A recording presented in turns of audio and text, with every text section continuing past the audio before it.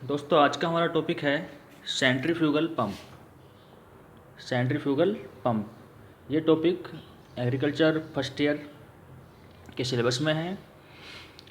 Centrifugal pump होता क्या है? इरिगेशन पर्पस के लिए एग्रीकल्चर लैंड को इरिगेट करने के लिए हमें पंप की आवश्यकता होती है, यानी कि पानी को ट्यूबवेल से बाहर निकालने के लिए या बोरिंग से बाहर निकालने के लिए। तो वहाँ पर हम पंप यूज करते हैं। उसमें अपने आता है एक सेंट्रीफ्यूगल पंप। तो centrifugal pump it is a rotary machine. It is a rotary machine in which impeller rotate inside a casing, draw in the liquid at its center I and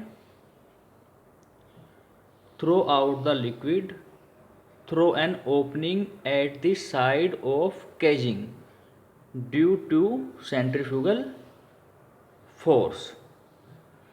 It means centrifugal force के कारण यह एक rotary machine है जिसके अंदर एक impeller होता है।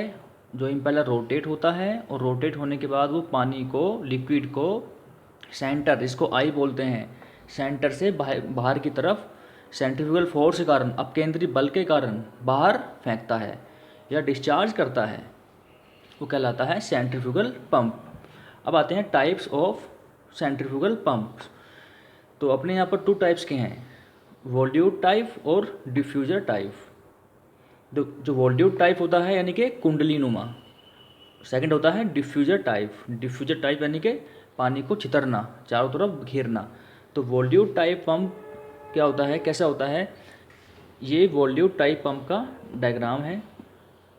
इसके अंदर क्या होता है, यहाँ पर एक ये आई होती है, सेंटर होता है, एक शाफ्ट पर लगा होता है ये।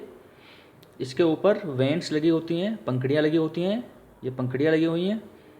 और ये इम्पेलर होता है एक, ये इम्पेलर होता है जिसके अंदर ये पंखुड़ियाँ, वेंस रोटेट होती हैं।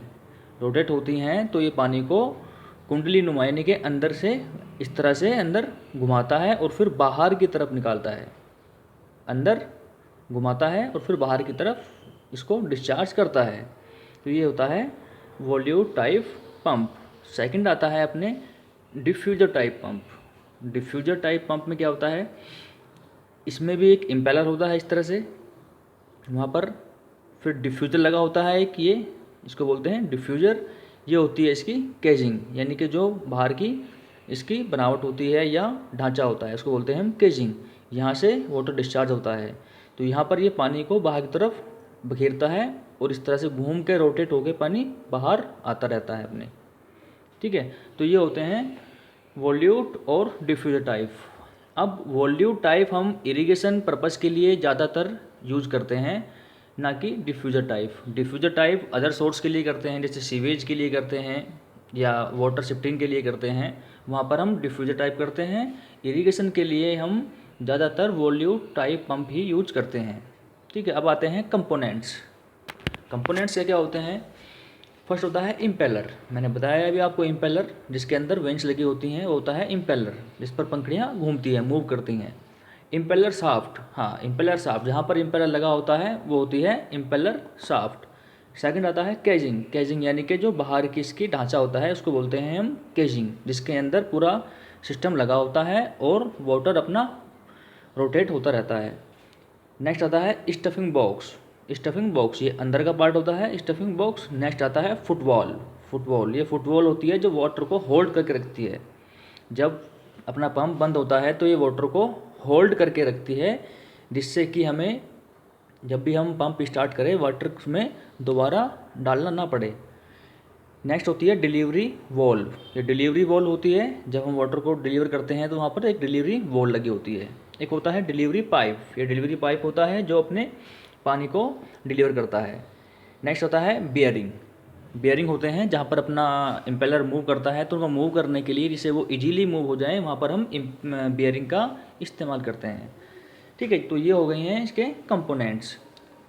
अब नेक्स्ट आता है working principle. Working principle of centrifugal pump. तो जैसे कि मैंने बताया आपको कि इसके अंदर जो अपना इम्पेलर है वो रोटेट होता है। वहाँ से रोटेट होने के बाद किसी भी मोटर से या इंजन से इसको हम कनेक्ट करते हैं। फिर ये अंदर रोटेट होता है, तो ये पहले पानी को सक करता है, नीचे से सक करने के बाद फिर ये इसको मूव करने के बाद ऊपर डिस्चार्ज करता है। तो ये होता है इसका एक तरह से working principle.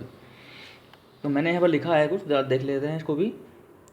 The impeller is rotate at high speed by an electric motor और an engine as soon as the impeller start rotating, the blades cause the water to rotate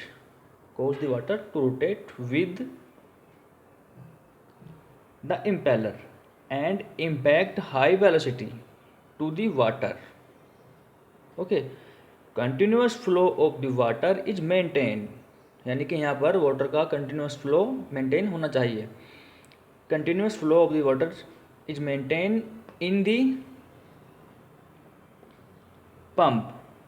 The centrifugal pump is so called because the pressure increase within the casing due to centrifugal force। यानी कि इसको हम centrifugal pump इसलिए कहते हैं क्योंकि यहाँ पर जो फोर्स है वो सेंट्रीफ्यूगल फोर्स है, जिस कारण से यहाँ पर इसके अंदर प्रेशर इंक्रीज होता है। तो वो इसको कहते हैं हम centrifugal pump. The pump will not work until the casing and the suction pipe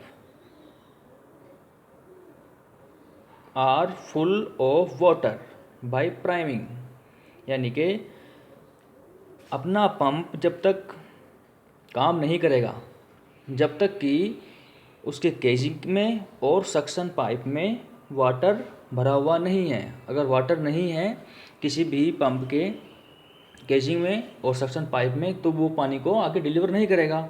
और उसके लिए हमें प्राइमिंग का भी ध्यान रखना होता है। प्राइमिंग मीन्स होता है यहाँ पर जो एयर आती है पानी के अंदर वो पानी से बाहर निकालना। तभी अगर प्राइमिंग नहीं निकली है, एयर नहीं निकली है तो पंप वर्क नहीं कर पाएगा। तो इसलिए हम पहले एक वॉल लगी होती है जिसके थ्रू हम ऐसे प्राइमिंग करते हैं, उसकी एयर निकालते हैं। तो ये होता है इसका वर्किंग प्रिंसिपल सेंट्रीफ्यूगल पंप का।